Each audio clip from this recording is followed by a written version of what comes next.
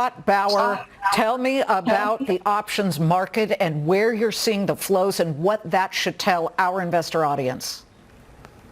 Well, Liz, we talked last week that the option flow, especially like in the SPX and the VIX, was actually not very one-sided towards puts, or in the VIX case, towards calls. That has completely flipped now. The volume yesterday was extremely heavy on the put side in the S&Ps. It's extremely heavy there again today. We're finally seeing the VIX break back above this mini range that it's been in. It wouldn't surprise me if we hit 30 again.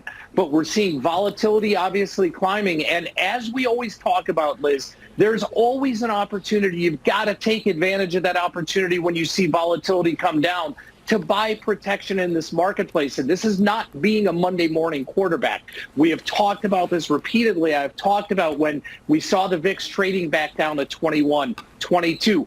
Buy a little upside protection here. So now you're seeing a lot of upside calls in the VIX, a lot of downside puts in the SPX trading. Scott Bauer, I do not remember seeing a 9% loss in Meta.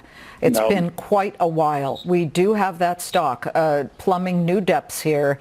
The annual low, 154.25. We're barely above that at the moment, just by a few pennies. The NASDAQ getting clocked now down 614 points. That is a one massive percentage drop here of now full 5 percentage points. Can you dip your toe in tech at all right now?